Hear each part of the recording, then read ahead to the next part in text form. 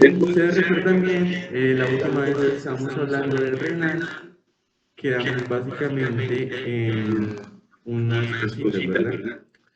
Que eran las siguientes.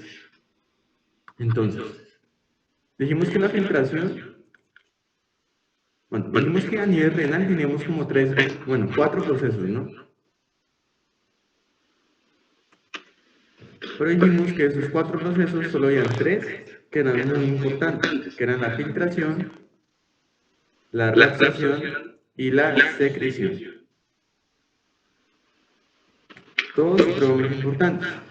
Y que el resultado de estos tres procesos me iba a dar un cuarto proceso, que era más un proceso pasivo, precisamente porque era el resultado de los otros procesos, que era la excreción. ¿Listo? Entonces estábamos en eso. Para hacer un ligero recorderis, cuando hablamos de la filtración, hablamos de que básicamente íbamos a tomar en cuenta tres parámetros. Que iba a haber una sustancia, que era la sangre, que entonces iba a ser básicamente marcada por el gasto cardíaco, ¿no? Que los riñones recibían un 20% del gasto cardíaco, que de esto solo se filtraba el plasma, y que de ese plasma solo un 20 o un 25% era lo que se filtraba, ¿no? Que era lo que nos daba la tasa de filtración glomerular. También hablamos de que entonces, si hay una filtración, tenía que haber un filtro. Dijimos que ese filtro debe estar constituido por el endotelio, que tiene unas características que era fenestrada, que eso nos iba a ayudar a separar las células, ¿no?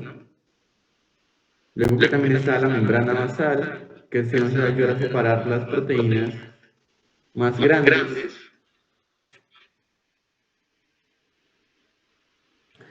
Y también hablamos de que estaba pues los podocitos, que se nos separaba las proteínas más pequeñas.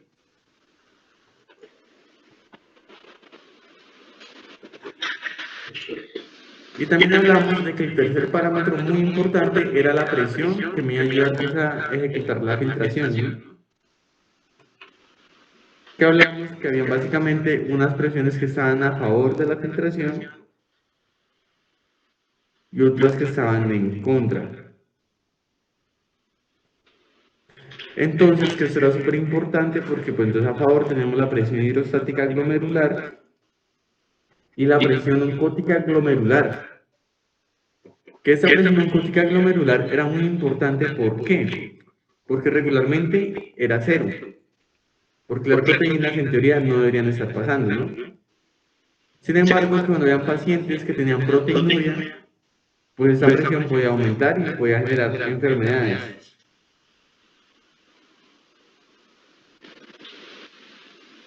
Entonces era algo bastante importante lo que estábamos hablando ahí. Luego dijimos que había unas en contra, pero nada más como para recordarlas, que era la presión oncótica glomerular y la presión hidrostática glomerular. Todo eso es súper importante que siempre lo tengan muy en cuenta, porque lo vamos a tomar y vamos a tomar, digamos, como que ese conocimiento para aprender otras cosas. Entonces, tenerlo bien claro es muy importante. También hablamos de los mecanismos de transporte, que hoy vamos a profundizarlos mucho más. Que dijimos entonces que teníamos básicamente dos grupos, pasivos o activos. Que los pasivos tenían la característica, grandes rasgos, de que no utilizan ATP y que iban a favor del gradiente. Y que lo podemos diferenciar en dos, facilitados o no facilitados. Y cuando estábamos hablando de los activos, dijimos entonces que pues eran lo opuesto, esos sí utilizaban ATP, sí utilizaban energía, y por ende la necesitaban para ir en contra del gradiente. Y que acá teníamos tres tipos. Teníamos uno primario, un secundario y terciario.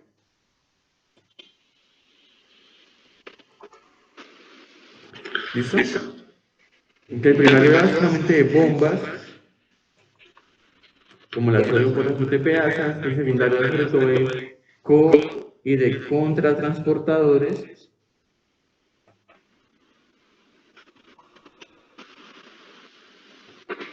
y que el terciario era básicamente mixto, ¿no? Que era una mezcla entre el primario y el secundario. Entonces, que era muy importante tomar todo esto en cuenta.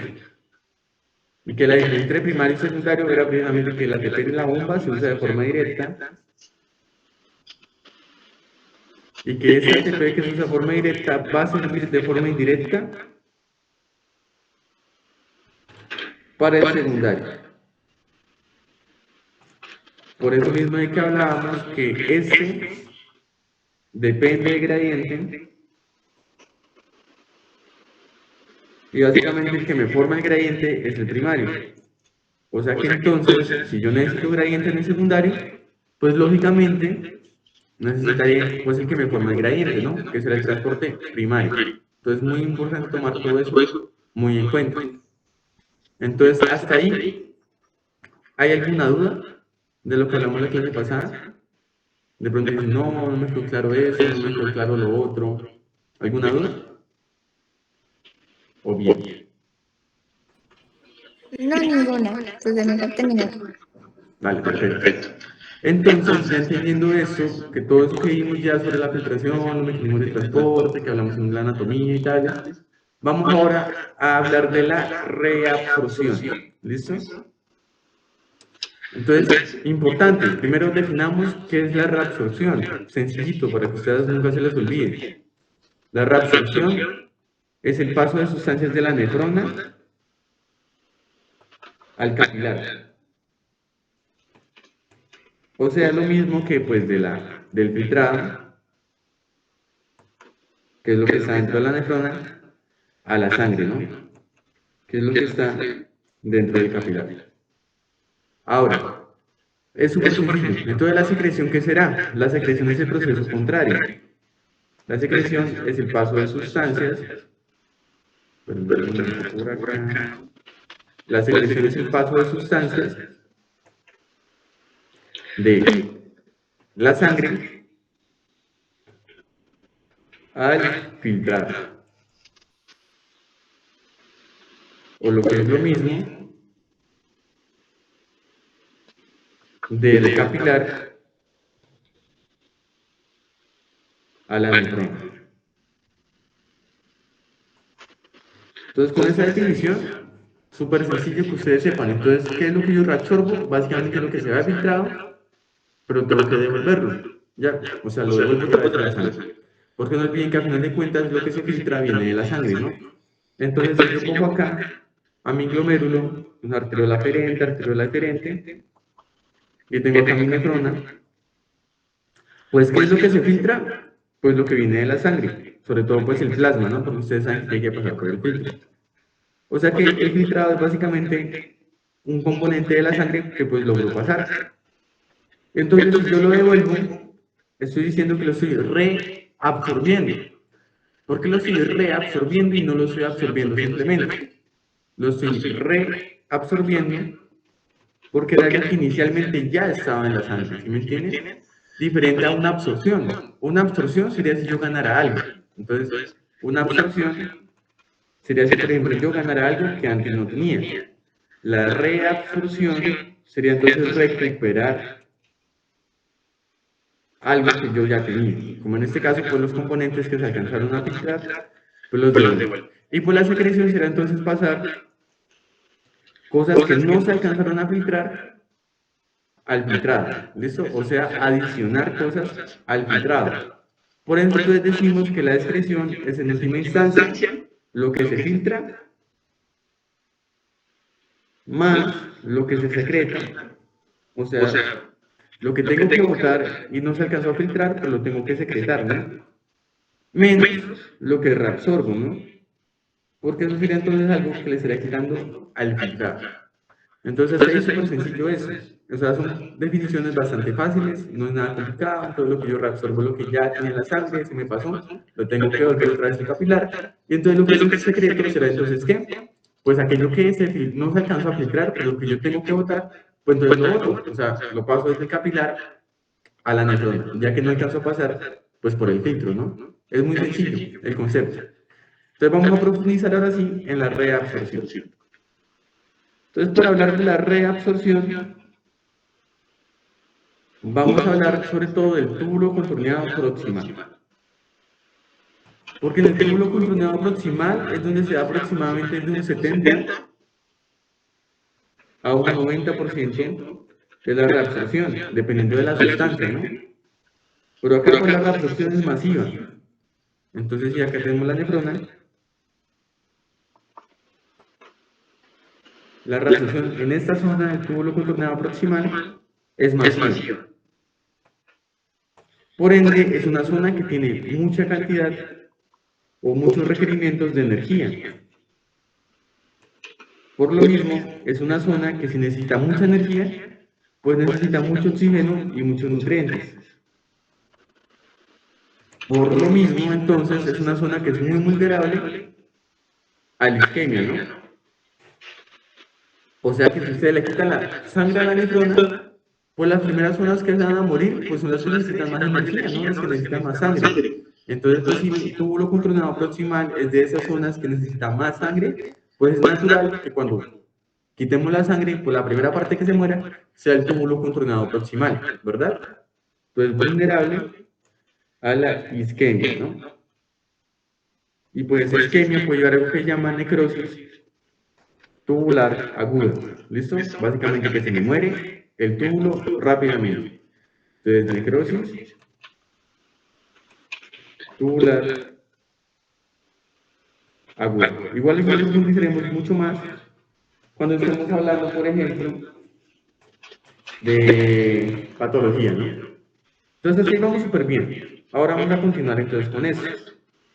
Ya que estamos hablando entonces del túbulo contorneado proximal y de la reabsorción, vamos a hablar pues de cuáles son las cosas que se reabsorben a nivel del túbulo contorneado proximal, ya que pues es donde se da la mayor parte de la reabsorción.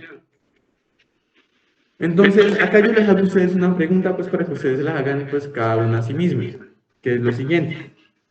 ¿Yo qué es lo que voy a reabsorber? ¿Será que reabsorbo lo que necesito o lo que no necesito? Pues claramente yo reabsorberé lo que necesito, ¿no? No me voy a poner a reabsorber basura, voy a ponerme a reabsorber aquello que sea importante que se me alcanzó a filtrar. O sea, la reabsorción está orientada a cosas que son valiosas, ¿no? Y esas cosas valiosas, por ende, serán entonces las que reabsorbamos, ¿como cuáles? Como la glucosa, como el bicarbonato, como el agua, como los electrolitos,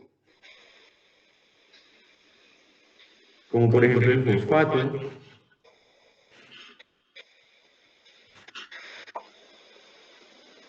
o los aminoácidos, ¿no? Muchas cositas. ¿Para qué necesito yo glucosa? Pues para nada más ni nada menos que producir energía, ¿no? Entonces es supremamente importante. Yo no me puedo estar dando el lujo de estar orinando glucosa, pues porque si no me va a generar una hipoglicemia, me va a quedar sin glucosa. Entonces yo en teoría no debería estar orinando glucosa. ¿Cuáles son los únicos pacientes que orinan glucosa? Pues los que tienen glucosa en exceso, ¿no? Los que tienen glucosa de sobra. Eso sí pueden estar dándose el lujo de estar eliminando glucosa por la orina, un proceso que se llama glucosuria. Entonces, ¿cuáles son los pacientes que tienen exceso de glucosa? Pues los que tienen diabetes mellitus, ¿no? Entonces, lógico. Entonces, supremamente importante la glucosa. El bicarbonato es otra cosa que es súper importante. Yo no puedo estar orinando bicarbonato. De hecho, cuando lo estoy orinando, genero una enfermedad que se llama acidosis tubular, que veremos mucho mejor ahorita un poquito más adelante. ¿Y el bicarbonato para qué me es importante? El bicarbonato me es importante para mantener el equilibrio ácido-base. Por ende, si yo orino bicarbonato, pues, ¿qué voy a generar? Una acidosis. Entonces, mucho ojito con eso, ¿no? ¿El agua será importante? Pues claro que es importante, porque la necesito para mantener el volumen sanguíneo. ¿no? Por eso pacientes que tienen, por ejemplo, diabetes insípida, pues ellos están graves porque pueden entrar en hipovolemia rápido, fácilmente. O sea, si están orinen y orinen, pues una orina excesiva pues puede generar una hipovolemia.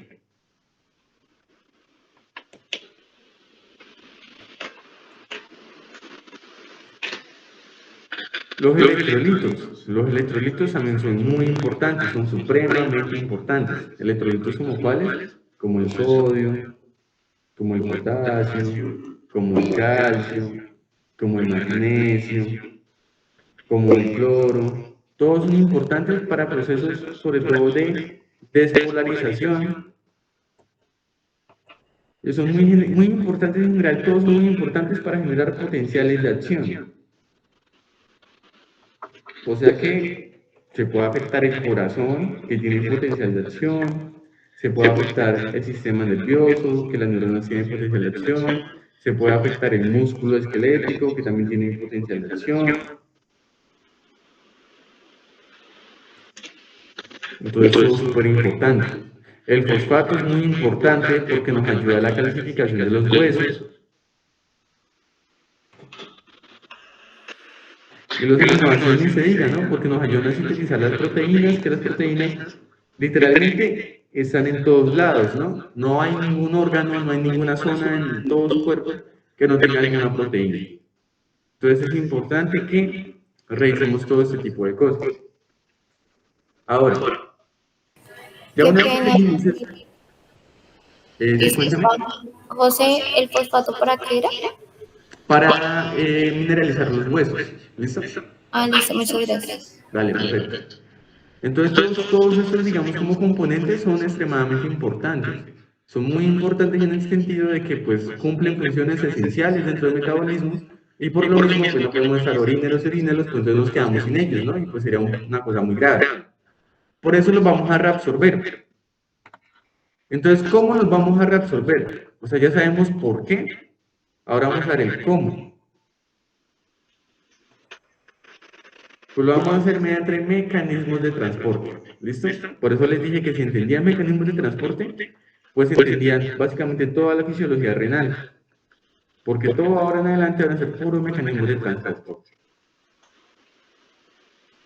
Entonces, vamos a empezar entonces dibujando una nefrona. Entonces acá está la nefrona. Acá estaría lo que sería el corpúsculo renal, que es la mezcla entre la cápsula de Bowman y el glomérulo. La arteriola aferente, yo siempre dibujo la aferente arriba y la deferente abajo. Hay textos que lo hacen al revés, pues no tiene como mucha importancia. ¿Listo? Y el túbulo comprimido distal, digo proximal. ¿Listo? Este túbulo comprimido proximal, si yo le hago zoom, o sea, si lo amplío, o sea, si hiciera como esto, pues entonces lo veríamos algo así. Lo veríamos como un epitelio, ¿no? Básicamente un epitelio y otro epitelio que están formados por las famosas células tubulares.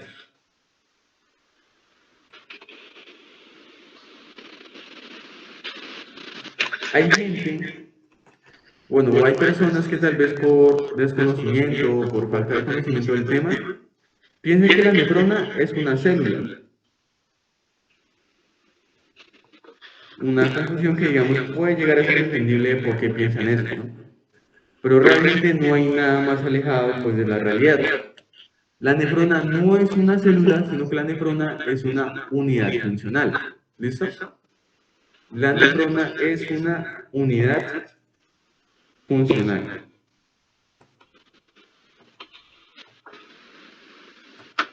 que está constituido por miles de células.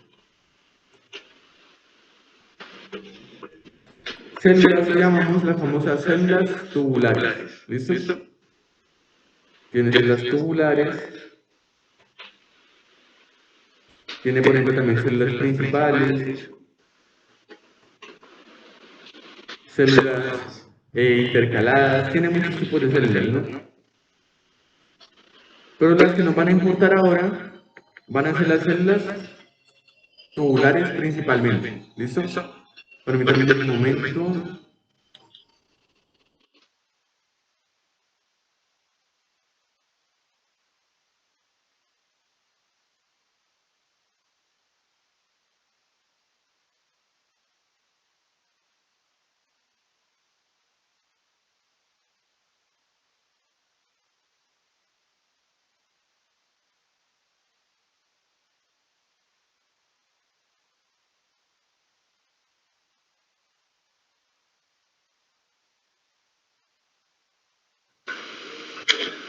Listo, bueno, muchachos. Entonces estamos hablando entonces de que la nefrona no es una célula, sino que es una unidad funcional. ¿Qué quiere decir eso? Que genera una función, pero no es el equivalente, por ejemplo, a una neurona.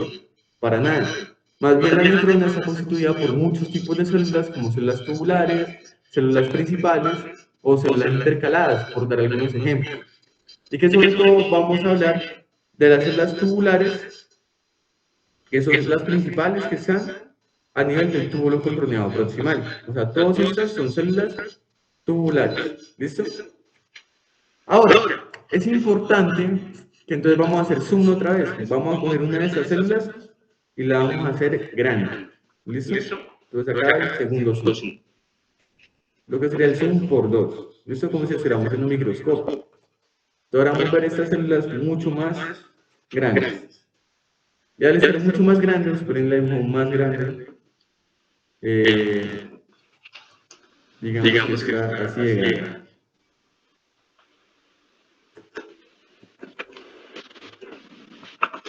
¿Listo? Esta es la célula tubular. Entonces, se van a dar cuenta, la vemos mucho más grande. ¿Qué es importante de saber de las células tubulares, en general de todas las células? Conocer algo que se llama la polaridad. ¿Listo? Es indispensable conocer la polaridad de las células.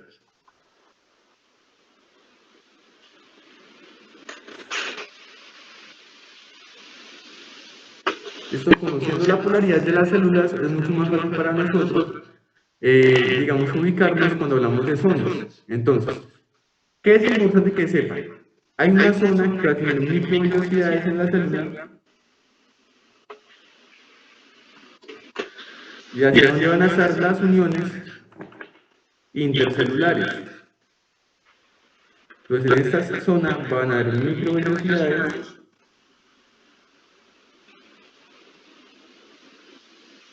y van a haber también uniones intercelulares.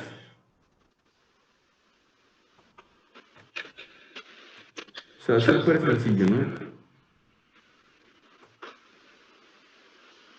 Esta zona la vamos a conocer como la zona apical. ¿Listo?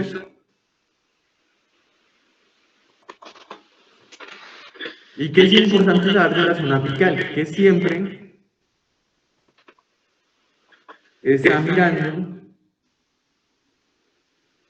hacia la luz o el lumen de la nefrona. ¿Listo? Luz y lumen son lo mismo. O sea, siempre está mirando hacia la luz de la nefrona.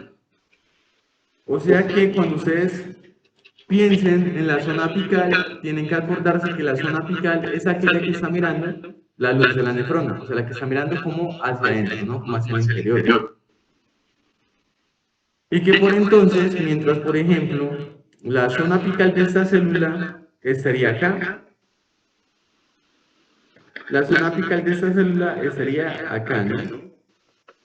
O sea, mientras esta la tiene hacia abajo, esta la tiene hacia arriba. Pero ambas están mirando hacia dónde? Hacia la luz, que sería este espacio de acá. Entonces es muy importante tomar eso muy en cuenta. Y entonces, entendiendo esto, vamos a hablar entonces de los otros conceptos. O sea, ¿hasta ahí va todo entendido? ¿Hay alguna duda? ¿O todo bien? No, todo bien. Listo, perfecto. Entonces, entendiendo esto, vamos a hablar ahora del siguiente concepto. Si entendimos ya que es la zona apical, pues hay una zona opuesta que será esta zona de acá, que sería la zona vasolateral. ¿Qué tiene de característico la zona vasolateral? Que primero que todo, tiene, en vez de microvellosidades, tiene pliegues, ¿listo? Tiene como arruguitas, como las que tenemos en los dedos, por ejemplo. Entonces algo como así. Y que además, siempre, siempre, siempre, en esta zona va a estar ubicada la bomba sodio-potasio ATPase. Y que si yo les decía que la zona apical siempre estaba mirando hacia la luz, la zona vasolateral siempre está mirando hacia los vasos sanguíneos. ¿Listo? O sea, más o menos por acá irían pasando los capilares. ¿Listo? Los capilares peritubulares.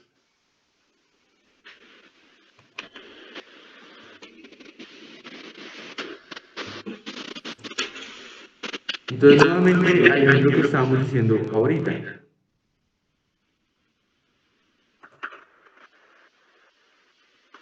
Si, por ejemplo, esta es la zona apical pues, de estas células, pues esta sería la base lateral de esta. O sea, verdaderamente, como les digo, no define si está abajo o está arriba, sino que depende de hacia dónde está mirando. La zona apical siempre está mirando hacia la luz y la zona vasolateral siempre está mirando hacia los vasos sanguíneos, ¿verdad? Entonces, muy sencillo de que recordemos eso. Ahora, ustedes dirán, ¿por qué es tan importante esas estructuras que nos mencionan la zona apical? ¿Por qué son tan importantes las microvellosidades y por qué son tan importantes las uniones intercelulares? Son muy importantes por lo siguiente. Las microvellosidades tienen la característica de que aumentan la superficie de reabsorción. ¿Listo?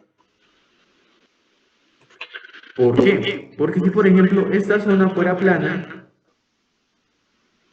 pues entonces la superficie de absorción donde estaría, tendríamos, por ejemplo, acá esta superficie, ¿no?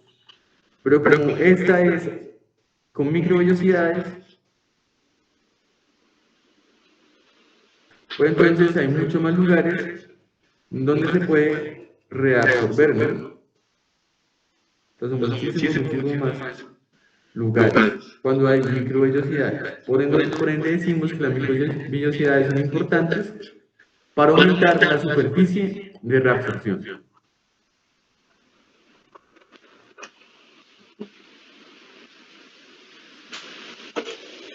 Entonces, es sencillo. Y las uniones intercelulares, ¿por qué son tan importantes? Primero vamos a darle nombre, ¿listo? Las uniones intercelulares que hay a nivel del túbulo contornado proximal se llaman claudinas, ¿listo? Y tenemos dos tipos, claudinas 16 y claudinas 19. Estas uniones intercelulares son importantes, ¿por qué? Porque generan, digamos, que las células estén selladas de forma hermética. O sea, que únicamente que constituyan un epitelio. Y como ya están selladas, pues todas las sustancias en teoría no pueden pasar por acá. ¿Listo? La mayoría de sustancias no va a poder atravesar por acá y por ende permanecen en la luz. O sea, es como para brindar como esa capacidad de sello que haga que el túbulo sea impermeable. ¿Listo? Por lo menos a la mayoría de las sustancias. Entonces, entendiendo todo eso, pues vamos a entender muy bien el siguiente, digamos como la siguiente característica. Para que se dé la reabsorción tenemos dos caminos, ¿listo? Para que se dé la reabsorción tenemos básicamente dos caminos.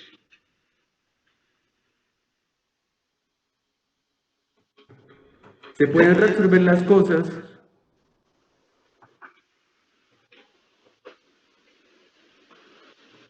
de forma transcelular, o sea, atravesando la célula,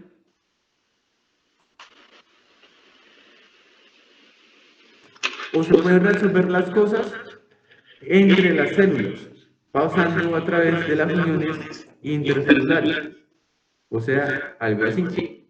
Eso se llama paracelular. Pero si se dan cuenta, precisamente como el epitelio es hermético, como el epitelio no deja pasar, tiene que atravesar algo. ¿Listo? Si es de forma transcelular, pues tiene que atravesar la célula. Pero si es de forma paracelular, tiene que atravesar las uniones, digamos, oclusivas, ¿listo? O las uniones intercelulares.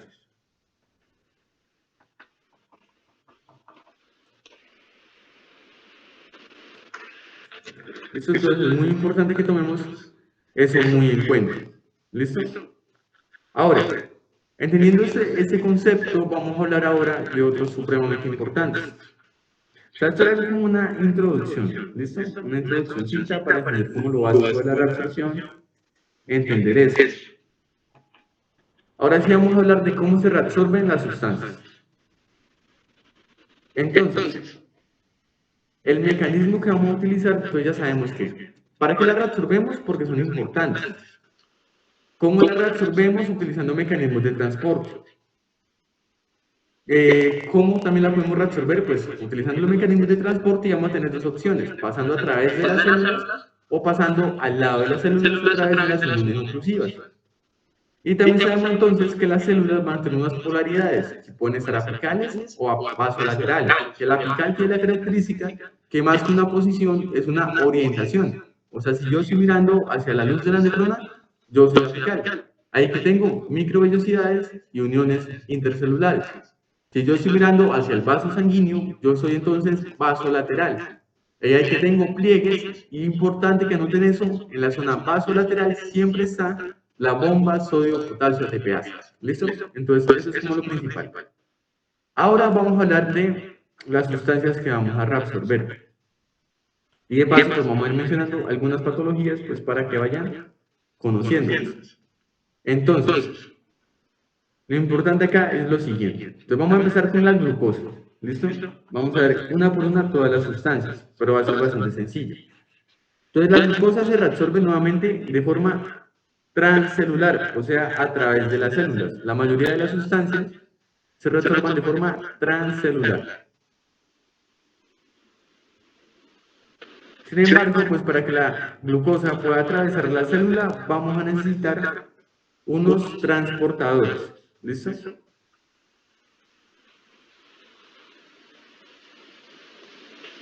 Este transportador que vamos a utilizar para la glucosa lo vamos a llamar SGLT2. ¿Listo?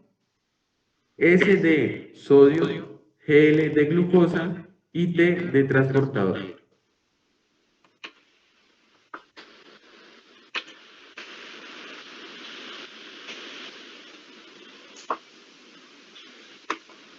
¿Cómo funciona ese transportador? Básicamente, como les estaba explicando con el transporte, este va a ser un tipo de este va a ser un cotransportador. ¿Listo? O sea que utiliza la energía de una célula que quiere entrar para ingresar otra sustancia. ¿Listo? Entonces el sodio quiere ingresar, pero la glucosa no quiere ingresar. Entonces el sodio se lleva a la glucosa y ambos terminan adentro. ¿Listo? Súper sencillo. Entonces decimos que es transporte secundario, ¿por qué? Bueno, primero decimos que es transporte activo porque utiliza energía. Segundo, decimos que es transporte secundario porque utiliza un transportador. ¿Y cuál es el fundamento de, digamos, como que de función de los transportadores? Básicamente, que hay una sustancia que pone la energía para entrar y junto con la energía de esa sustancia, pues se lleva la otra que no quería ingresar. Y ambas terminan adentro. ¿Y por qué decimos que es un cotransportador? Porque ambas van en el mismo sentido. ¿Listo? Entonces bastante sencillo hasta acá. Entonces, ¿vamos bien hasta ahí? ¿Tienen alguna duda de pronto? ¿Todo bien? No, todavía. Listo, perfecto. Si tienen alguna duda, pues me interrumpen. Listo, y si algo lo repetimos. Ahora, entendiendo eso, pues entonces sabemos que llegamos con la glucosa y el sodio acá dentro de la célula. O sea, ya acá serían los capilares. ¿Cuál es el objetivo de la reabsorción? Pues llevar nuevamente la glucosa al capilar, como les estaba explicando. Reabsorción es pasar de la nefrona a la sangre. Entonces, para que la glucosa pueda salir, tiene que pasar también por la membrana vasolateral, ¿no? O sea, el SGLT2 es apical, porque estaba mirando precisamente hacia la luz de la nefrona. O sea que acá había otra célula tubular y pues entonces la glucosa estaba acá, en lo que sería como infiltrado, ¿no? O sea, en la luz. Y se reabsorbió a través de un transportador apical, utilizando la energía del sodio que eran ambas adentro. Y ahora tenemos que pasar al vaso sanguíneo. Para que la glucosa pase al vaso sanguíneo, va a usar otro transportador que se llama GLUT2. ¿Listo? Pero la diferencia acá, ¿cuál es? Que ya la glucosa sí quiere salir. ¿Por qué? Porque si ella no quería entrar, pues es lo mismo que ahora ella quiera salir, ¿no? Es como si ustedes van a un lugar al que no se querían ir, pues se quieren ir rápido. Lo mismo pasa con la glucosa. Como la metieron a las malas, la glucosa busca salir, digamos, lo más rápido posible. O sea, así de forma sin problema. Y sale a través de este GLUT2. ¿Cuál es la característica? Que este GLUT2 ya no es transporte activo, sino que es transporte pasivo. Porque nadie está obligando a la glucosa está siguiendo su gradiente. Entonces, ¡pum!, sale la glucosa. Pero entonces, ¿qué tipo de transporte pasivo sería? Sería el pasivo facilitado. Porque a pesar de que la glucosa sí quiere salir, pues necesita un intermediario o una puerta por la cual salir. ¿Listo? Entonces, por eso decimos que es pasivo facilitado. Y entonces la glucosa retorna nuevamente a la sangre. ¿Listo? Entonces, básicamente eso es como todo el proceso. Y ustedes dirán, ¿qué pasa entonces con el sodio? El sodio es sacado mediante la bomba sodio-potasio ATPase. ¿Listo? Y entonces vuelve nuevamente acá y se reabsorbe también. ¿Por qué eso es importante? Porque yo les estaba explicando que si yo meto y meto sodio, o sea, comienzo a acumular sodio, pero no lo saco, pues entonces va a quedar el mismo sodio adentro que afuera. Y si me quedara el mismo sodio adentro que afuera, pues entonces el sodio ya no querría seguir ingresando. Entonces por eso es importante que el sodio, conforme entra, lo saquemos, pues para que quiera seguir ingresando y entonces que sigan funcionando los diferentes transportadores. ¿Sí? Cuéntame. Qué pena que no entendí lo del sodio, me perdí. Dale, no te preocupes. ¿Entendiste cómo se metió la glucosa con el sodio? Sí. Dale, perfecto. Entonces, mira, llegué a algo importante acá que es lo siguiente. Entonces, te lo voy a dibujar un poquito más claro por acá. Entonces, mira lo siguiente. Yo te decía que el SGLT2 funciona gracias a que el sodio jala a la glucosa. ¿Y el sodio por qué quiere ingresar? Porque hay más sodio afuera que adentro. O sea, eso se llama el gradiente de concentración.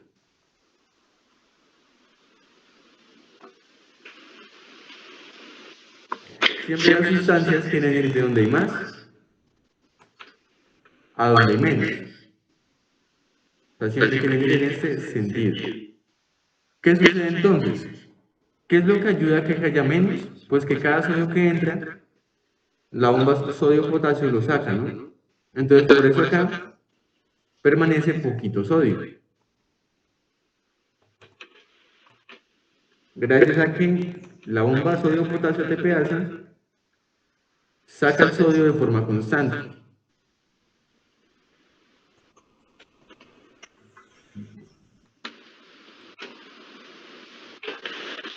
¿Qué sucedería entonces? ¿Qué sucedería entonces si ya no lo saca? Pues entonces el sodio se va a comenzar a acumular Y si ya no hay más acá y menos acá, sino que ambos están iguales, pues entonces el problema es que básicamente el sodio ya no querría ingresar. Y si el sodio ya no quiere ingresar, pues entonces la glucosa tampoco ingresaría. Por eso es importante que la bomba vaya sacando el sodio que entra para que el sodio quiera seguir ingresando. Porque si dejara de seguir ingresando, porque están en iguales concentraciones, o sea, ya no hay más a menos, sino que ambos están iguales, pues entonces la glucosa y todas las sustancias que se benefician de la fuerza de ese sodio, pues dejarían de ingresar también. Entonces ya me entendiste un poco mejor. Sí, súper bien. Gracias. Dale, perfecto. Entonces, listo. Ahora vamos a continuar. Entonces ya entendimos cómo se reabsorbió el sodio. Súper bien. Hasta ahí todo súper sencillo. Digo, cómo se reabsorbió la glucosa. Ahora vamos a ver una correlación clínica de esto, pues porque la idea es ir adelantando las cositas. Entonces, yo acá tengo mi celulita. Súper bien hasta acá, pero espérenme un momento mejor a ver esto. Listo. Ahí tengo mi celulita, ¿no? Ahí está su núcleo. Esta célula pues va a tener su SGLT2, que va a estar reabsorbiendo la glucosa junto con el sodio de forma constante. Y por ende la glucosa que se absorbe luego estaría volviendo constantemente a la sangre. Hay unos fármacos que inhiben el SGLT2, que se llaman los inhibidores del SGLT2, como por ejemplo la dapaglifosina o la empaglifosina.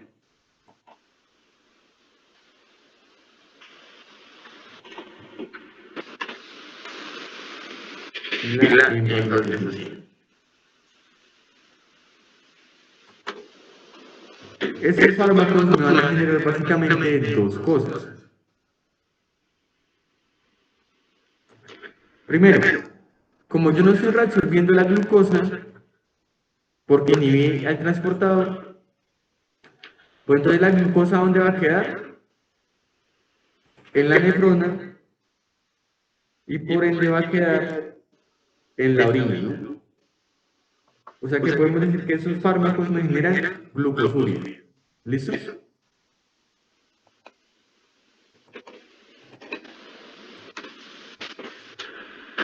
O sea que esos fármacos pueden llevarme a generar glucosuria. ¿Cuál es la ventaja de esto? Que si yo no reabsorbo la glucosa, pues la glucosa nunca llega a la sangre. Entonces ayudo a disminuir las cantidades de glucosa en sangre. O sea que este fármaco puede ayudarme a tratar, por ejemplo, la diabetes, ¿no? ¿Por qué? Porque ¿cuál es el principal problema de la diabetes? Altos niveles de glucosa. Digamos que es como el resultado de la diabetes.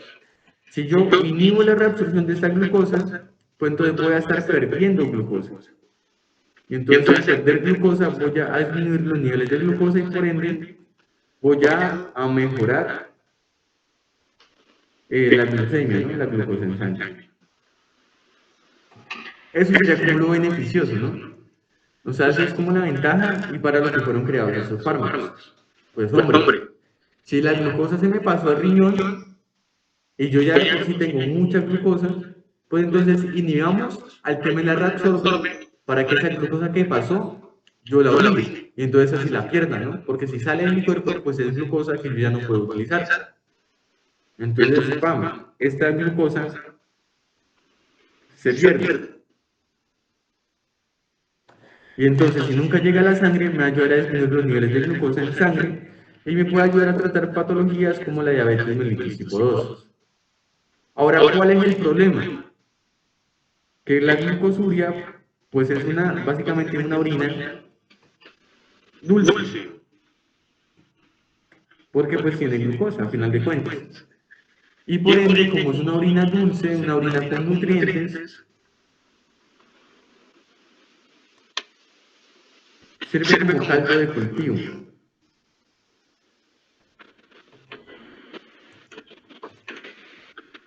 Y al servir de caldo de cultivo, pues favorece las infecciones.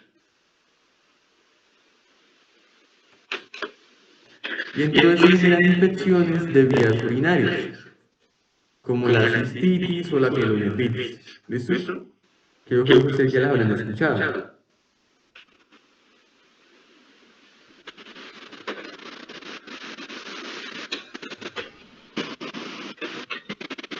Listo, entonces súper bien.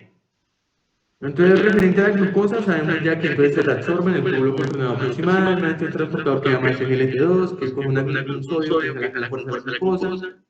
Eso favorece entonces que la glucosa cuando llega a la célula, luego pase a la sangre mediante otro transportador que se llama GLUT2, que ya no es activo, sino que es pasivo. Luego entonces nosotros nos dimos cuenta, hombre, pues estamos en la posibilidad de poder orinar esa glucosa para los pacientes diabéticos, pues orinémosla. Entonces inhibamos al que me la reabsorbe para que se quede en la nefrona y la glucosa quede en la orina, ¿no? Que sería como lo beneficioso. Entonces, vamos, se inhibe el SGLT2, la glucosa queda en la orina y orinamos glucosa. Y como la glucosa nunca llegó a la sangre, pues también disminuimos los niveles de glucosa en sangre. Súper beneficioso. ¿Cuál es el problema? Que como la orina sí quedó con tanta glucosa, ahora puede favorecer que las bacterias pues coman esa glucosa y proliferen. Entonces generen infecciones en las vías por donde pasa la orina. O sea, desde el riñón hasta la uretra. Entonces puede generarse la cistitis, que es una infección de la vejiga, o la pielonefritis, que es una infección de la pelvis renal, ¿no? O sea, todos los lugares por donde pasó la orina. Entonces la cistitis, que es una infección de la vejiga, y la pielonefritis, que es de la pelvis renal. ¿Listo? O también esto lo conocemos como infecciones de vías urinarias bajas, la cistitis, y la pielonefritis la conocemos como infecciones de vías urinarias altas. Entonces, súper serio, súper chévere hasta acá. Entonces, ¿hasta acá tenemos dudas? No, o sí. Bueno, si no tienen, pues recuerden que si las tienen, digo, me vayan avisando y me vayan interrumpiendo, que es súper importante que les quede todo súper claro. Ahora, ya supimos cómo se reabsorbe la glucosa. Ahora vamos a ver las otras sustancias que les estaba comentando. Entonces, vamos a ver ahora, por ejemplo, cómo se reabsorbe el bicarbonato. Pero entonces, antes de empezar con el bicarbonato, vamos a ver una cuestión bastante importante que son las 3 características del transporte mediado. Entonces, todo transporte que se dé mediante una proteína va a tener esas 3 características. ¿Listo? Entonces, 1, 2 y 3. La primera característica es que es específico. ¿Listo? Como así, por ejemplo, el SGLT2, que ya lo vimos, sirve para qué? Para solo y glucosa. Nada más. O sea, si ustedes le tratan de meter otra cosa a ese transportador, pues no les va a funcionar. ¿Por qué? Porque es específico. Segundo, que es saturable. Vamos nuevamente con el SGLT2. Hay un límite de glucosa que puede reabsorber. ¿Listo? Este límite serían 180 miligramos por decilitro. O sea, el SGLT2 no puede reabsorber más de esta glucosa. Por lo mismo, si yo tengo, por ejemplo, 200 en sangre, digamos 200 miligramos por decilitro, que digamos que es como la cifra a partir de la cual uno diagnostica la diabetes, pues en algunos escenarios, pues entonces habrían 20 miligramos por decilitro que yo no voy a poder reabsorber. Y entonces si no los reabsorbo,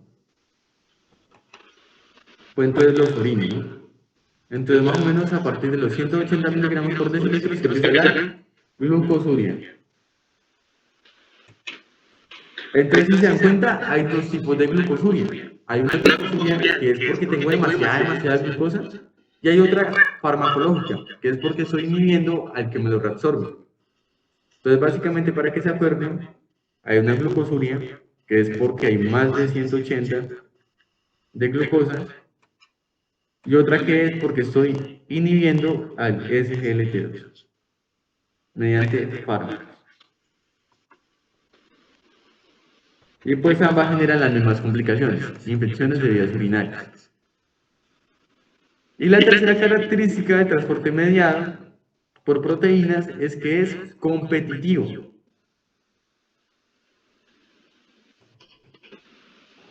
¿Listo? ¿Qué quiere decir eso? Quiere decir básicamente que si yo tengo acá nuevamente la célula, que voy a decir dibujarla así, y esta célula tiene acá un transportador, y ahí supongamos que hay dos moléculas que sirven para ese transportador, la molécula X y la molécula Y. ¿Listo? Si se dan cuenta, ambas pueden encajar acá. Ambas pueden encajar perfectamente acá. ¿Cuál es la cuestión? Entonces que si ambas quieren ir por ese transportador, van a competir. Eso significa que son competitivos.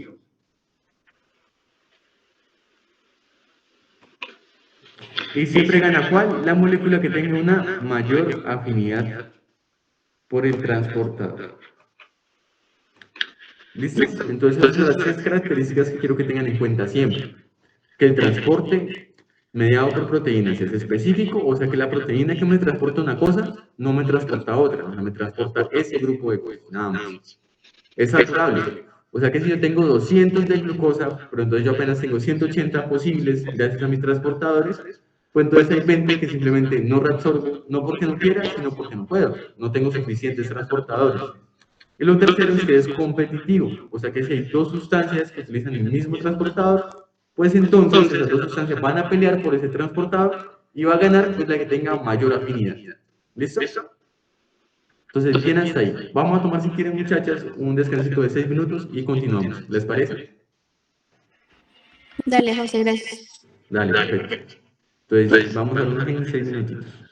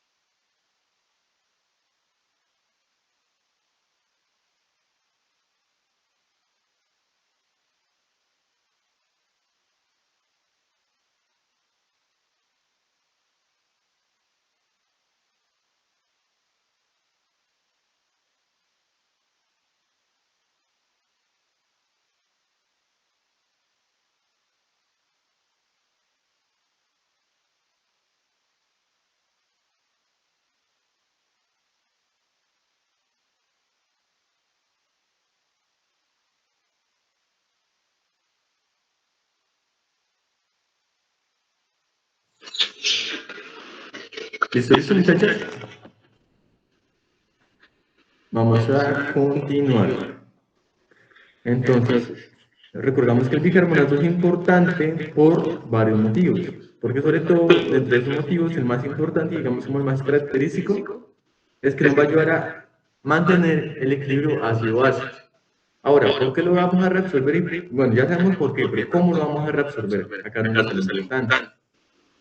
Vamos a nuevamente a tener acá una célula tubular del túbulo contorneado proximal. ¿Listo? Entonces acá tenemos la célula tubular del túbulo contorneado proximal. Ahora, acá llega algo supremamente interesante, que va a ser lo siguiente. El bicarbonato, digamos que realmente no se puede reabsorber de forma directa, o sea, él va por acá, pero que digamos como que lo podemos meter como bicarbonato, no es así. Por eso vamos a usar, digamos, unos varios transportadores o unos varios intermediarios. ¿Cómo? El primero va a ser uno que se llama NH3. NH3, ¿listo? Este NH3 va a ayudarme a sacar un hidrogenión, ¿listo? A cambio de un sodio. O sea que este sería un contratransportador, ¿listo?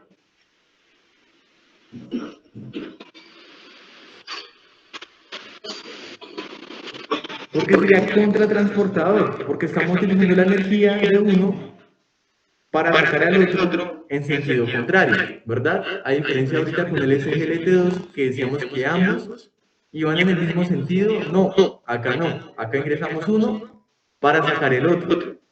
O sea, bastante diferente a lo que hace el cotransportador. Y entonces, bueno, metimos el sodio y sacamos el hidrogenión, gracias a este NH3.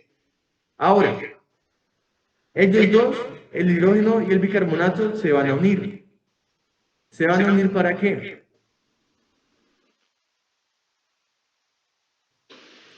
Se van a unir para formar una sustancia que se llama ácido carbónico. ¿Listo? Se unen de forma espontánea. Como esto es positivo y esto es negativo, ellos se unen, digamos, se atraen y forman el ácido carbónico, o lo que sería el H2CO3. Entonces, sencillo, hasta aquí que llevamos, que el bicarbonato pues va en la nefrona. Ese bicarbonato no lo podemos unir, digamos, no lo podemos ingresar de forma directa. Por lo mismo utilizamos un contratransportador que es el sodio, hidrogenión o el NH3. ¿Listo? Cuando sale el hidrogenión, este hidrogenión se va a unir con el bicarbonato para formar el ácido carbónico. Y bueno, hasta ahí vamos. Ahora, ¿qué va a suceder con este ácido carbónico? Lo que va a suceder es lo siguiente. Este ácido carbónico lo vamos a dividir mediante una enzima que se llama la anhidrasa carbónica. ¿Listo? Esta anhidrasa carbónica va a ser la enzima que me va a ayudar a dividir ese ácido carbónico. Yo creo que ustedes ya conocen esta enzima de respiratorio, la anhidrasa carbónica. Esta anhidrasa carbónica entonces va a tomar el ácido carbónico y me lo va a dividir en dos cosas. ¿Listo? Me lo va a dividir en dióxido de carbono y en agua. ¿Listo? En dióxido de carbono y en agua. El agua naturalmente pues seguirá a través, digamos, de la nefrona, pero el dióxido de carbono sí va a ingresar a la célula. Y ustedes dirán, bueno, ¿cómo se llama el transportador que me ayuda a ingresar el dióxido de carbono? Pues no existe un transportador para eso. ¿Por qué? Porque si ustedes lo recuerdan, el dióxido de carbono es una sustancia liposoluble. O sea que él tiene las características de atravesar la membrana sin ningún tipo de problema. O sea que ese sería un tipo de transporte pasivo no facilitado.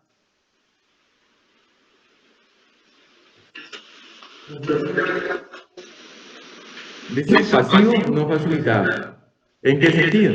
Pues el dióxido de carbono quiere ingresar y pues no necesita una puerta para ingresar. O sea que ingresa simplemente por como es lipofílico, atraviesa la membrana e ingresa a las células sin ningún tipo de problema. ¿Listo? O sea, no hay mayor cuestión acá. Ahora, una vez el dióxido de carbono ingresa, van a suceder diferentes fenómenos. Vamos a hacer todo el proceso que hicimos afuera, pero ahora al revés. ¿Cómo así? Entonces, vamos a volver a unir el dióxido de carbono con el agua una vez ingrese a la célula. Nuevamente haciendo uso de la anhidrasa carbónica. De la anhidrasa carbónica.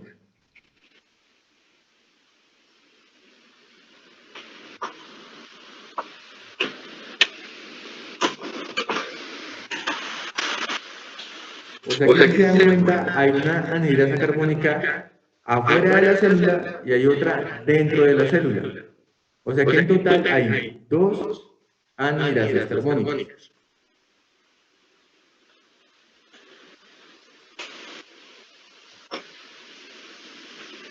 Dos anhidrasas carbónicas. Ella entonces me va a hacer el proceso inverso. Si esta me cogió el ácido carbónico y me lo volvió dióxido de carbono y agua, esta acá adentro me los va a juntar otra vez para formar otra vez ácido carbónico.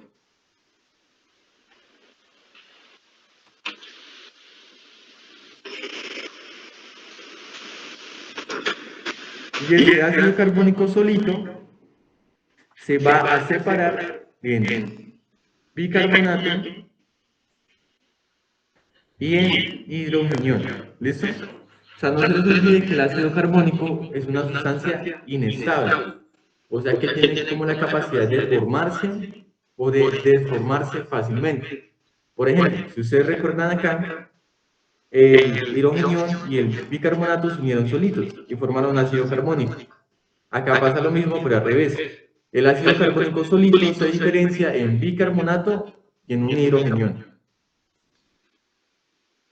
Esto está súper sencillo. O sea, hasta acá todo bastante bien. Ahora, ¿qué va a suceder entonces con este bicarbonato?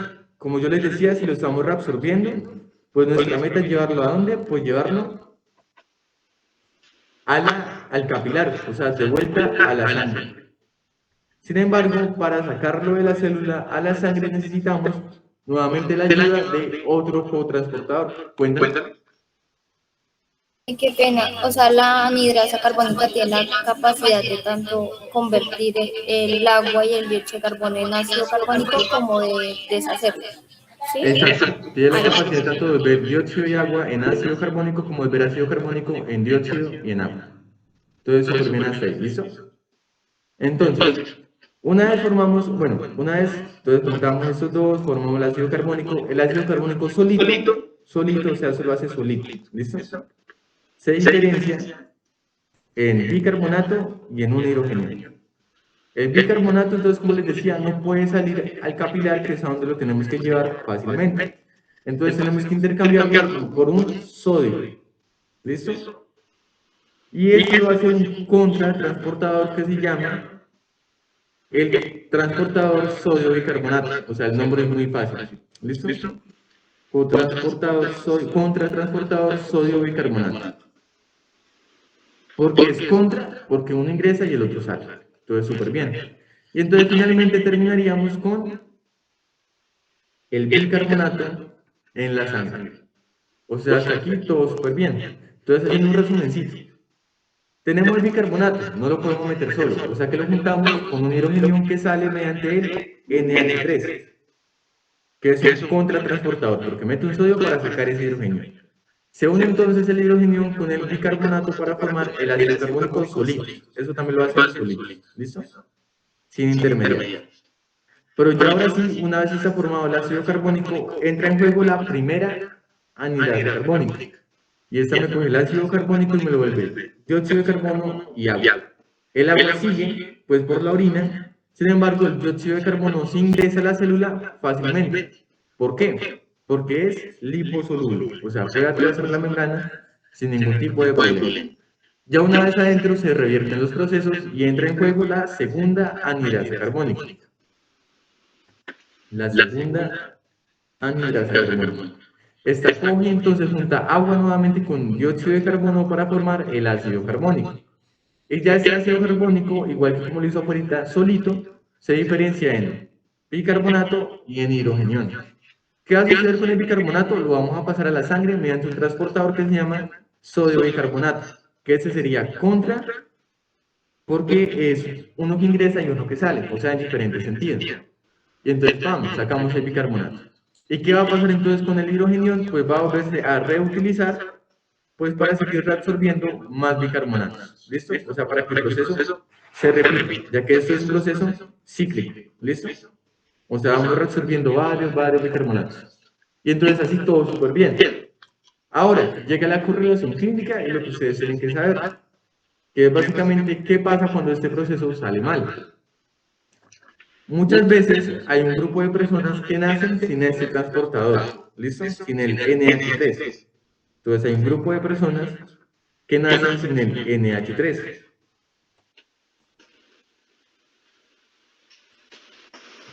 Cuando nacen sin el NH3 o se les daña el NH3, pues entonces no pueden sacar el hidrogenión y por ende entonces no pueden reabsorber el bicarbonato. Es tan sencillo como eso.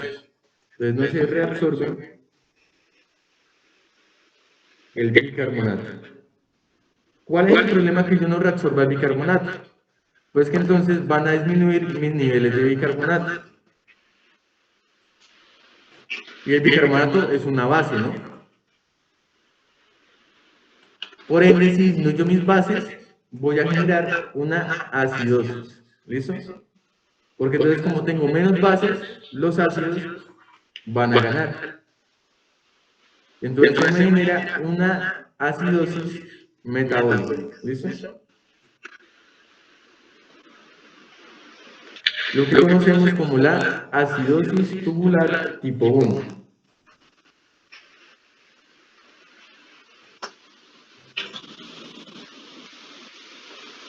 ¿Listo? Entonces es súper sencillo. Si se dan cuenta, entonces, ¿qué sucedió?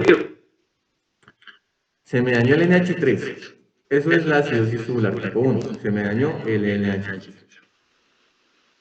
Y esta acidosis tubular tipo 1, entonces, ¿cómo es que genera la acidosis? Pues como les decía, pues como se dañó el NH3, pues entonces no puedo reabsorber el bicarbonato. Si yo no reabsorbo el bicarbonato, pues entonces, ¿qué sucede? Pues lo que sucede es que si yo no reabsorbo el bicarbonato, pues el bicarbonato no va a llegar nunca a la sangre, voy a disminuir mis bases, y si disminuyo mis bases, pues voy a aumentar mis ácidos. O sea, más que aumenten los ácidos, es como que los ácidos ganan la batalla. Y pues si tengo muchos ácidos en la sangre, pues genero acidosis metabólica.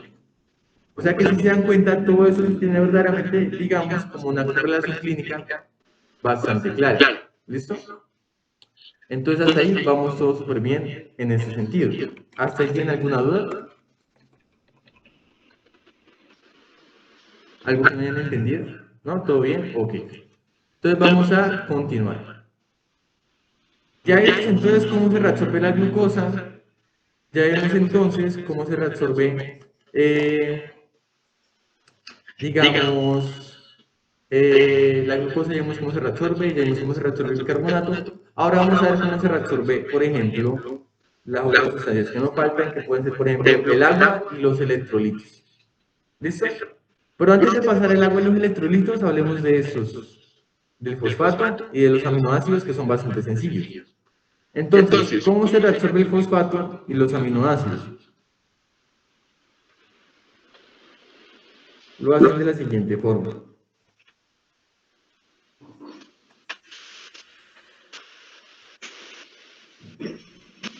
El fosfato y los aminoácidos se reabsorben por la siguiente forma. Entonces vamos a dibujar acá una célula.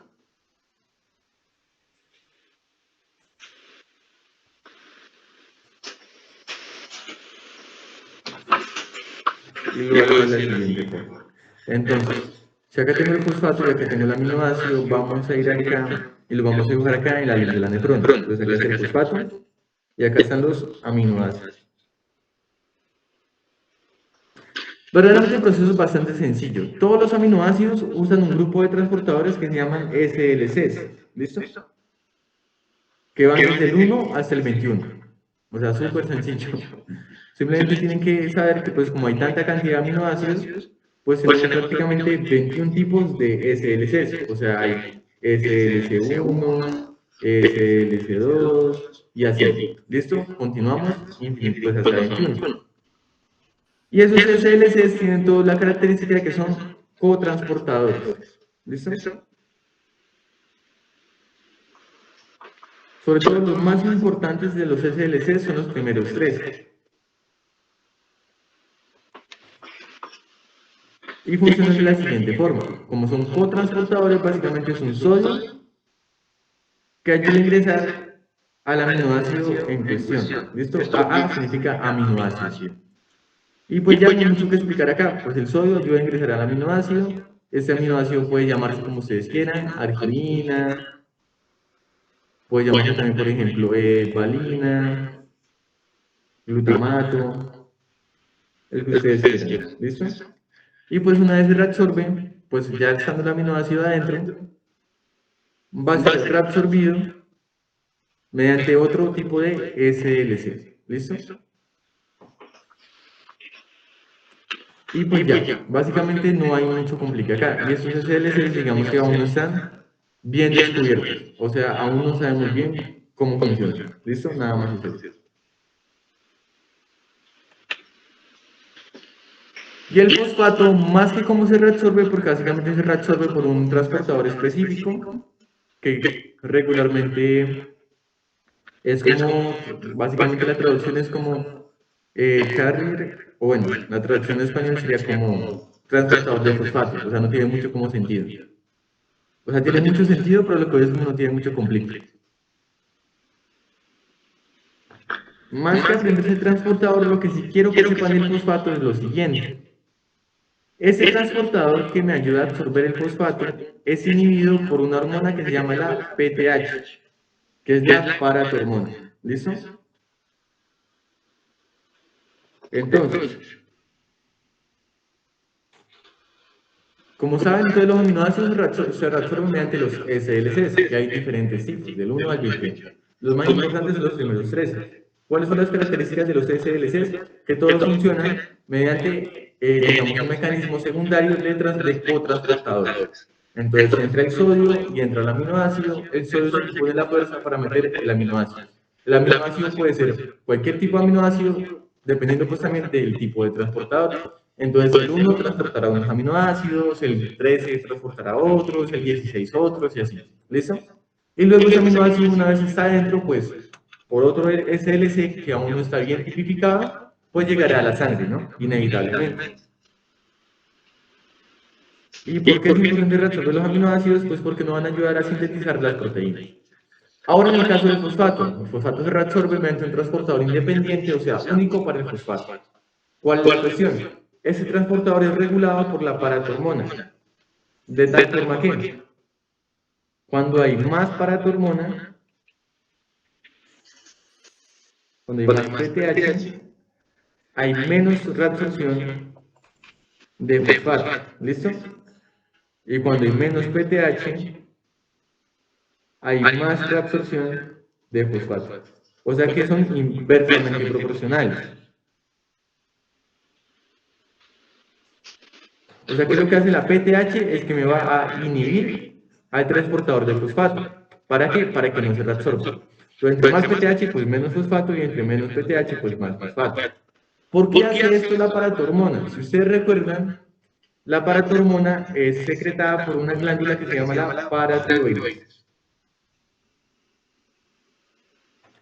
Y lo que hace la paratormona es que lo que busca es aumentar los niveles de calcio en sangre. ¿Listo? Lo que busca es aumentar los niveles de calcio en sangre. Sin embargo, ¿qué sucede? Si ustedes recuerdan, el calcio puede unirse con el fosfato para formar algo que se llama hidroxiapatita, que es lo que tenemos en los huesos. Y el problema es que en la hidroxiapatita pues no podemos utilizar el calcio. ¿Por qué? Porque está unido al fosfato. Entonces miren la lógica de eso. Pues si la paratormona quiere más calcio, pues tiene que inhibir al fosfato para que no secuestre el calcio. Entonces, si yo quiero más calcio en la sangre, pues no hago que se reabsorba el fosfato, para que entonces el calcio pueda estar solito y yo lo pueda utilizar y no se me secuestre. ¿Listo? Esa es como la lógica de por qué la paratormona inhibe la reabsorción de fosfato. O sea, no es como muy complicado. ¿Listo? Ahora, tomando en cuenta eso, vamos a continuar. Entonces, listo. Ya sabemos lo de los aminoácidos y ya sabemos lo del fosfato. Bastante sencillito, no hay como mucho que ahondar acá. Muy importante lo de la paratormona, ¿sí? Que lo recuerden. Y listo. Entonces voy a poner eso un poquito más bonito por acá.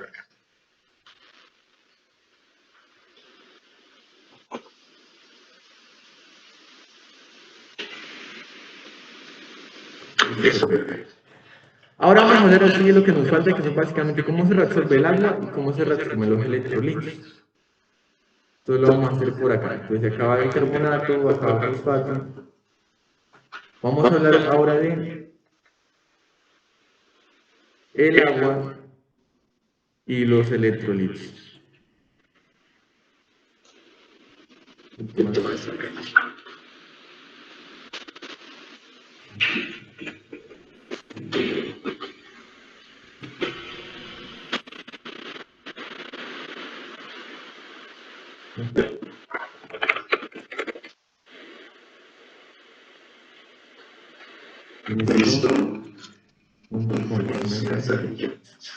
Entonces, ¿cómo se resuelve el agua y los electrolitos? De la siguiente forma. Se resuelve así. Entonces, nuevamente vamos a usar nuevamente la célula, que la vamos a tener por acá. Y esta célula va a tener unas características, igualmente. Va a tener una superficie apical, que es donde está la mayoría de los transportadores. En esa superficie apical es donde está, por ejemplo, el SGLT2, va a ser, por ejemplo, el NH3.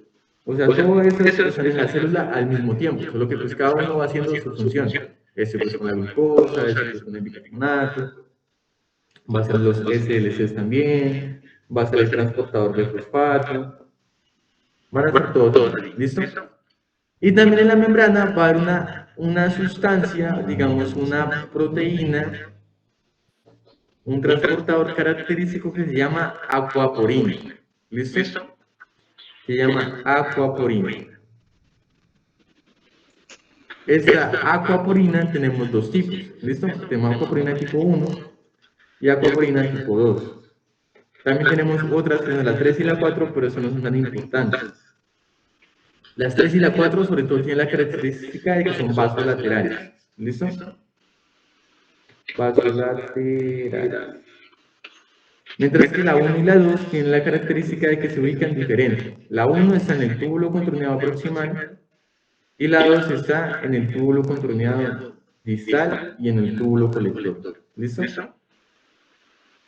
Y ambas son apicales. Entonces, hay 4 tipos de aquaporinas, la 1 y la 2 son apicales, la 3 y la 4 son vasolaterales. La 1 está en el túbulo contorneado proximal, la 2 está en el túbulo contorneado distal y en el túbulo colector. ¿Listo? Se van a dar cuenta que esta 2 tiene la característica que responde a una hormona muy importante que veremos más adelante, que se llama la hormona antidiurética. ¿Listo? Y la 1 sí está, digamos, como que de forma constitutiva todo el tiempo en el túbulo contorneado proximal. Entonces, ¿qué hacer con el agua y los electrolitos? Ya una vez explicamos eso. Vamos a ver la siguiente situación. Por acá, otra célula adyacente. No olvidemos que de cada célula están las uniones intercelulares que se llaman, ¿cómo? Se llaman claudinas. 16 y 19.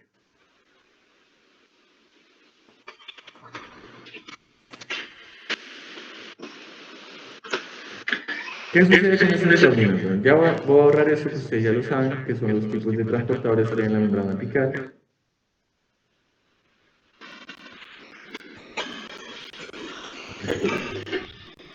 Y entonces miren lo que les voy a explicar a continuación. Si se dan cuenta, todos los transportadores tienen en común que sacan sodio. O sea, acá hay muchísimas cantidades de sodio. ¿Por qué? Porque el sodio ingresó, por ejemplo, con el SGLT2, con el SGLT2, ingresó también, por ejemplo, con el NH3. ingresó también, por ejemplo, con el sodio bicarbonato, con el SLC. O sea, el sodio ingresó de muchas formas. Entonces, así es como se reabsorbe el sodio. Digamos como que el sodio se reabsorbe gracias a todos estos cotransportadores. Y pues el sodio termina en la zona intersticial, o sea, el espacio entre el capilar y la célula se llama zona intersticial. ¿Listo? Y termina aquí gracias a quién? Pues a que todo ese sodio que ingresó con los transportadores que les he explicado, pues terminó siendo sacado por la bomba, ¿no? Por la bomba sodio-potasio ATPase.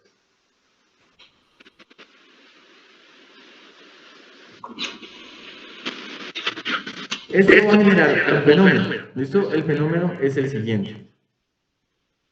Ese fenómeno es que básicamente, como hay tanto sodio por acá, en la zona intersticial, pues acá que habrá una carga positiva o negativa, pues una gran carga positiva, ¿listo?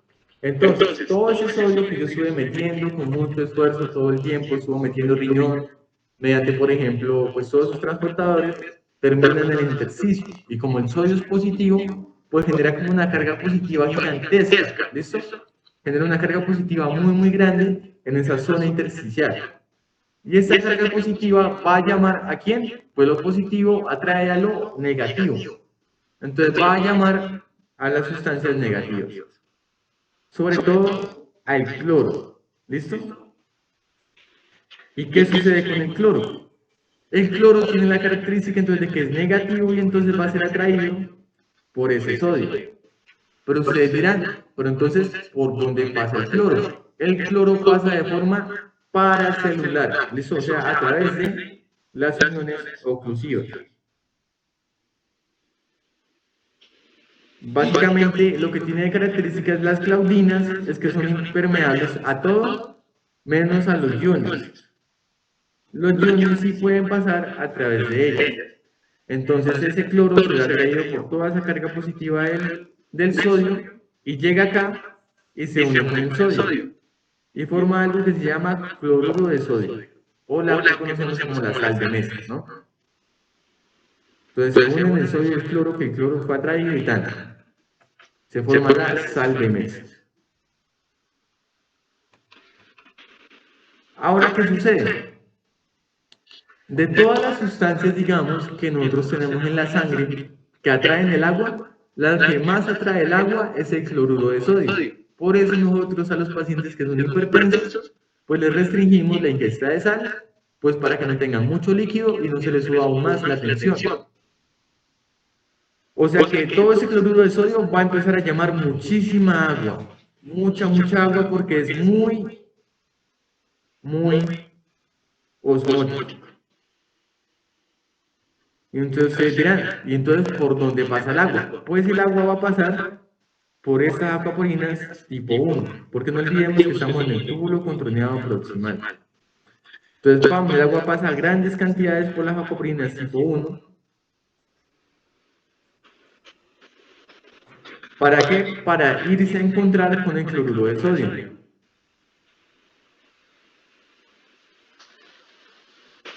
Entonces, para irse a encontrar con el cloruro de sodio. Vuelvo a hacer por acá, así. Luego voy a hacer por acá.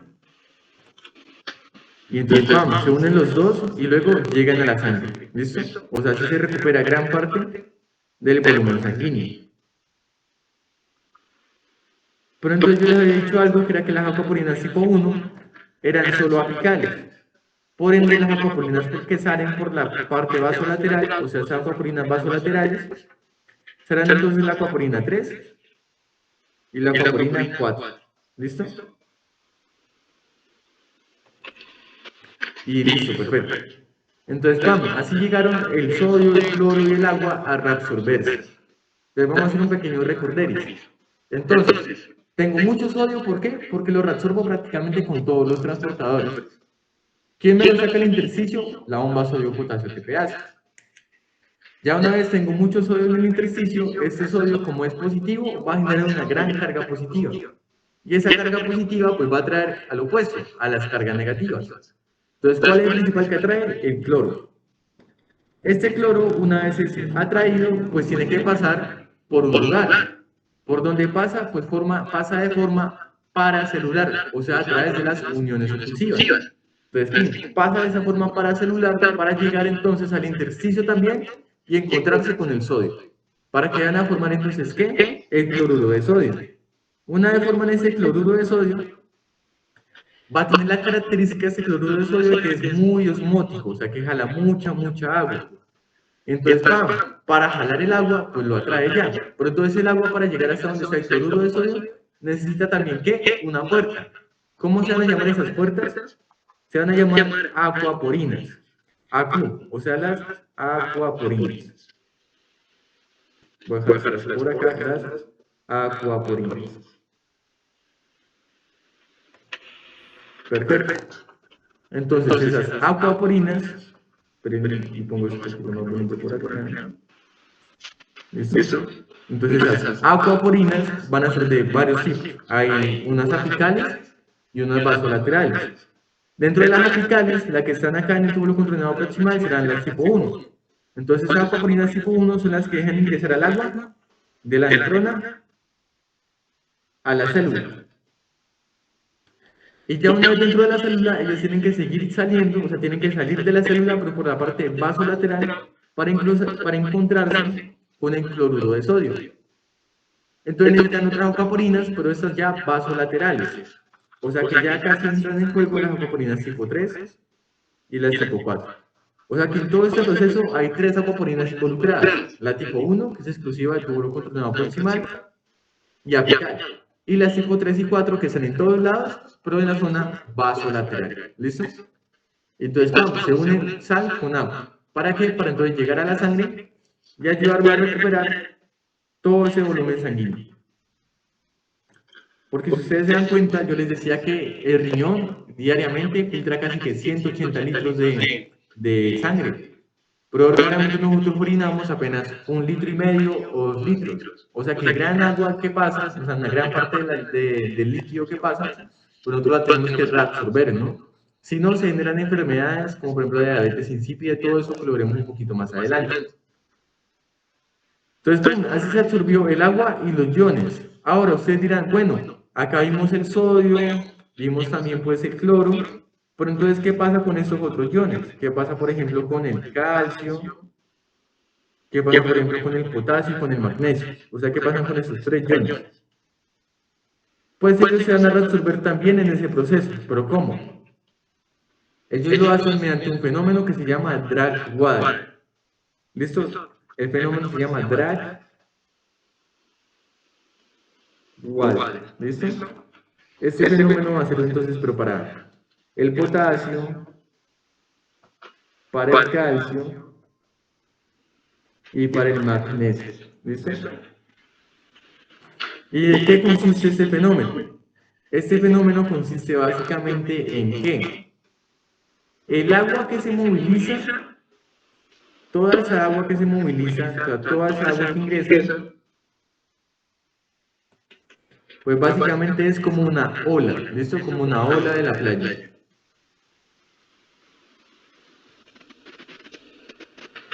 O sea, es una gran cantidad de agua que genera un arrastre, ¿listo?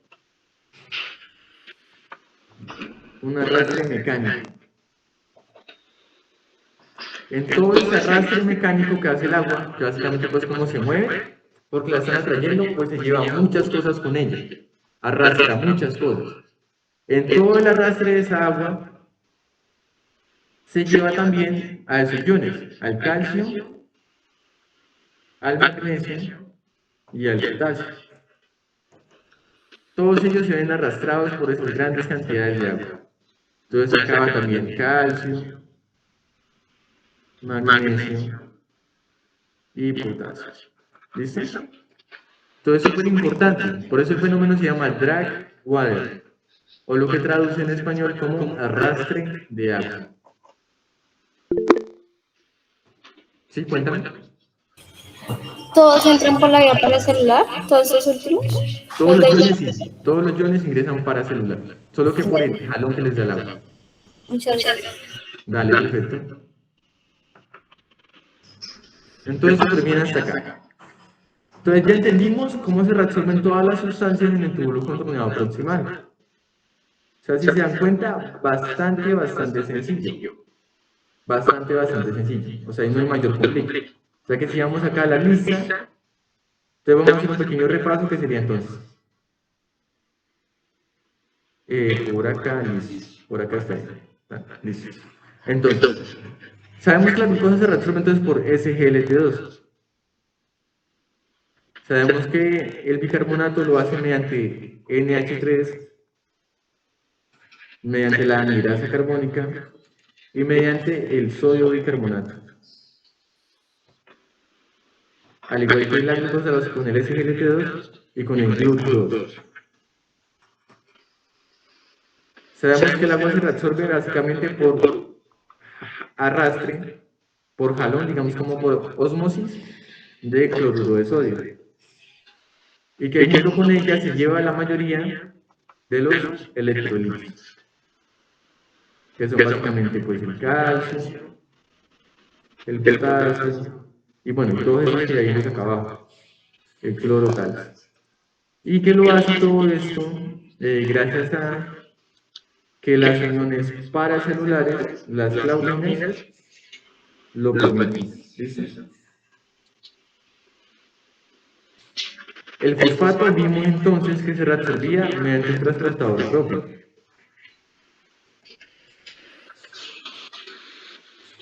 Pero que sobre todo era muy importante saber que ese transportador respondía a una hormona que se llama la paratormona y que la paratormona inhibía ese transportador para que el fosfato no fuera a secuestrar el calcio. Listo. Vimos que los aminoácidos se reabsorbían mediante el SLC, que hay de diferentes tipos, hay hasta 21 tipos, y que pues básicamente funcionaban ellos también como cotransportadores con el sodio. Y ya, pues que eso era como toda la reabsorción, las cosas más importantes que vamos a reabsorber a nivel de túbulo contorneado proximal. Ahora vamos a ver si hacemos secreción de una vez para terminar túbulo contorneado proximal. Entonces, pero si quieren, antes de hacer secreción, vamos a hacer una pequeña pausa activa de unos 4 minutos. ¿Les parece? Súper. Listo, perfecto. Entonces nos vemos en 4 minuticos y hacemos secreción de unos 15-20 minutos y ya salimos.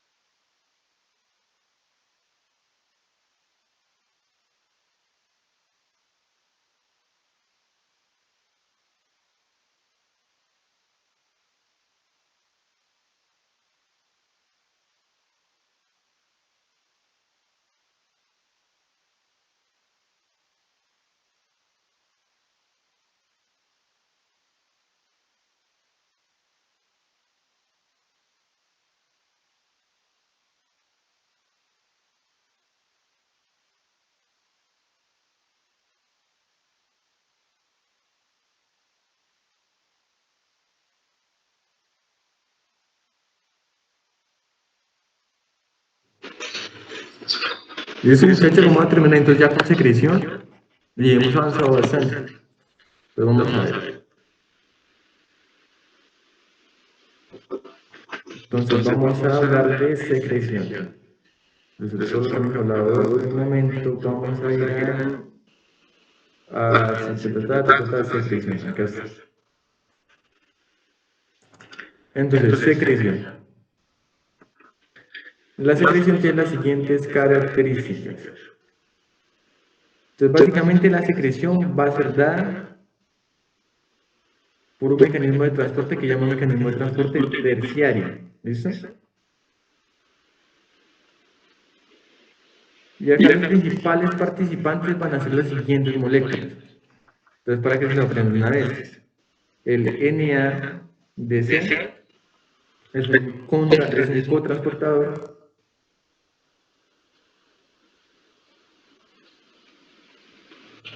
el OAT, que es el transportador de aniones orgánicos, que hay principalmente tres tipos, ¿listo? Tipo 1, tipo 3 y tipo 4, ¿listo? Va a estar también el MRP, que es una bomba de aniones orgánicos, y va a estar el OCT, que es lo mismo que el OAT, pero para cationes, ¿listo? Entonces, parecen varios, parecen complejos, pero realmente no es tan complejo. ¿Por qué? Porque lo vamos a desglosar de la siguiente forma. Entonces, vamos a comenzar acá dibujando una célula, igual que siempre. Esta célula entonces la vamos a decir que es una célula de túbulo controlado proximal. No olviden que la mayor parte de la secreción, también como un 60 o 70%, se da en el túbulo controlado proximal. Ahora, antes de continuar con eso, vamos a hablar de algo que sí es muy importante que ustedes sepan, que es básicamente qué son los aniones orgánicos. Los aniones orgánicos son sustancias de desecho, ¿listo? Y esas sustancias de desecho pueden ser de dos orígenes, ¿listo? Estas sustancias de desecho pueden ser de dos orígenes. Pueden ser de origen endógeno o de origen exógeno, ¿listo? Si son de origen endógeno, pueden ser, por ejemplo, el ácido úrico, puede ser, por ejemplo, los ácidos orgánicos,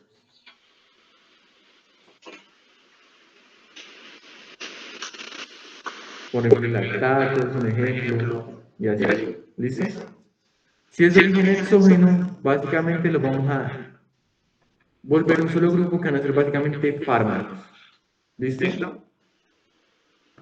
O sea que los OAT son muy importantes, supremamente importantes, porque nos van a ayudar en última instancia a excretar los fármacos. Ustedes vienen ya a farmacología, ustedes recordarán que nosotros consumimos los fármacos en unos mecanismos, que básicamente farmacocinética o farmacodinámica. La farmacocinética puede ser la absorción, está pues todos esos mecanismos que ya conocemos, pero un mecanismo, una parte importante de la farmacocinética es la excreción.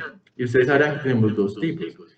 Tenemos excreción biliar, que es mediante el hígado, y excreción renal, que es el 80% de la excreción. O sea que básicamente un 80% de los fármacos se van a excretar mediante eso que les estoy explicando. Entonces, sencillo, no olvidemos entonces que, más como para que lo repasen, la farmacocinética es el ADME, ¿verdad? La absorción, la distribución, el metabolismo y la excreción. Y que esta excreción va a ser dada mediante forma renal, y que entonces lo que vamos a ver, por ejemplo, mediante los desechos que son de origen exógeno.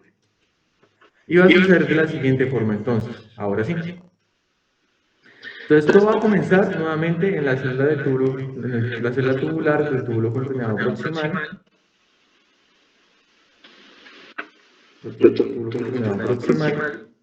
y va a comenzar con un transportador, con un cotransportador que se llama el NADC. ¿Listo? El NADC o el cotransportador sodio dicarboxilato.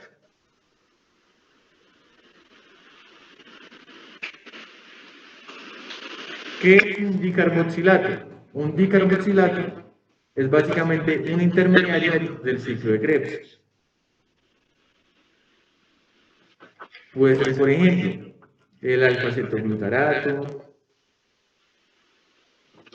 o por ejemplo también puede ser el fumarato. Bueno, todos los intermediarios que ustedes ya vieron, o el citrato también, por ejemplo. Todos esos que ustedes ya vieron, pues cuando vieron primero Fundamentos de Ciencias Básicas Médicas y vieron ciclo de Krebs. Ahora, ¿qué es importante? Estos van a suceder de la siguiente forma. Como es un cotransportador, vamos a meter un sodio junto con un dicarboxilato. ¿Listo? Entonces terminamos adentro con un sodio y con un dicarboxilato. El sodio, como les digo siempre, pues va a salir gracias a ¿quién? Pues gracias a la bomba. El sodio, como les digo, va a salir gracias a la bomba. Entonces ya sabemos para dónde se fue el sodio. Pero entonces el dicarboxilato va a llegar acá y se va a encontrar con dos viejos conocidos, que son básicamente el OAT1, el OAT1 y el OAT3. Estos van a utilizar un dicarboxilato y lo van a cambiar por un anión orgánico. ¿Listo? Estos OAT van a coger este dicarboxilato y lo van a cambiar por un anión orgánico que viene de la sangre, ¿no? Porque no olviden que la secreción es el proceso contrario. Es pasar sustancias de la sangre a la nefrona. A diferencia de la reabsorción, que era pasar sustancias de la nefrona a la sangre. Entonces acá estamos sacando cosas de la sangre. Entonces estamos sacando este anión orgánico de la sangre y lo estamos cambiando por un dicarboxilato mediante el OAT1 y el OAT3. O sea, ambos hacen lo mismo. Y entonces serían contratransportadores.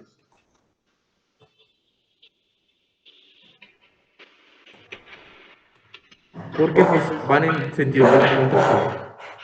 Permítanme un momento.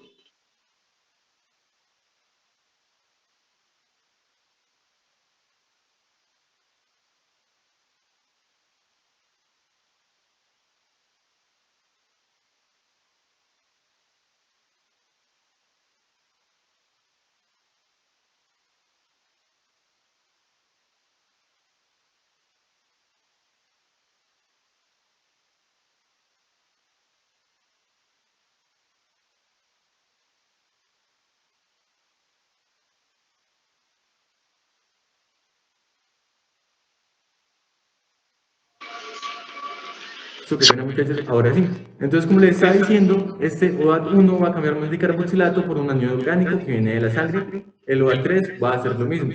Y decimos que son contratransportadores porque básicamente pues van en sentido contrario. Lo que ya sabemos, o sea, la repetición es la repetidera.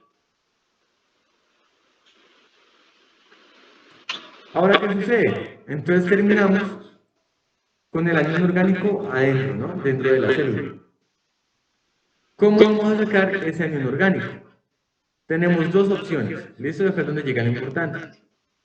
Podemos sacarlo de dos formas. Que ya que al final lo que queremos es que llegue a dónde? Pues que llegue a la luz de la nefrona. Ese es nuestro objetivo, que llegue a la luz de la nefrona para que entonces termine en la orina y pues lo excretemos, ¿no?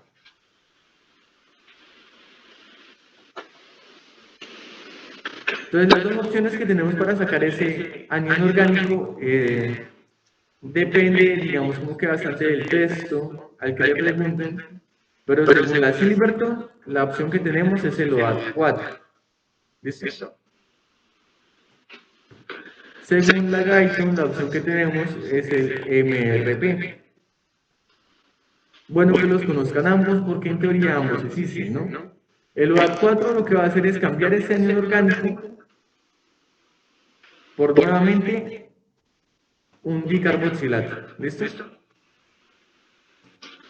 O sea que acá estaríamos metiendo un dicarboxilato a la vez que sacamos un anión orgánico.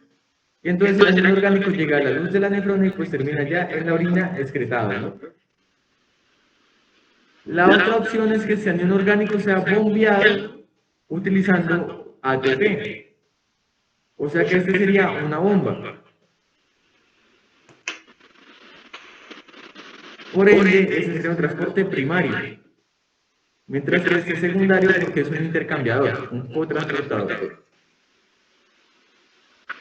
Entonces, por eso se dice que la secreción es un transporte terciario.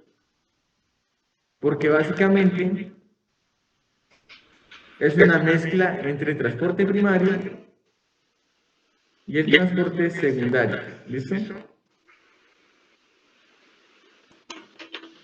Entonces, pues viene hasta acá. Entonces, para hacer un recorderis, entonces, ¿cómo sería la cosa?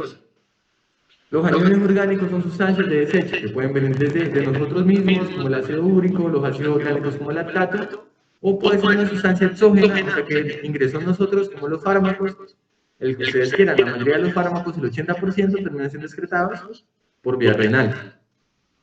Ahora, entonces esos aniones orgánicos, ¿cómo van a secretarse?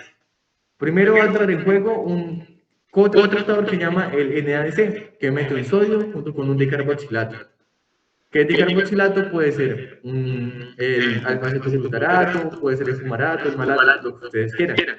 Una vez adentro, pues el sodio sale por la bomba y el dicarboxilato va a servir para intercambiarse por un anión orgánico, ya sea mediante OAT1 o mediante OAT3, que son contratransportadores porque uno sale y otro ingresa.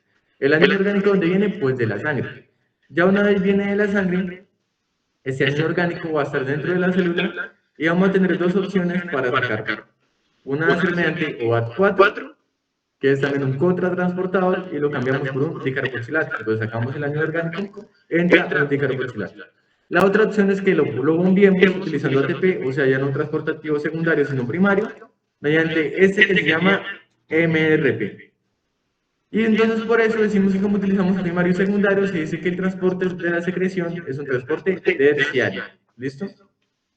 Y ustedes dirán, entonces, ¿qué sucede con el que nos falta? Con el OCT, que es el de los cationes. Pues básicamente es lo mismo que el OAT, pero pues con OCTs.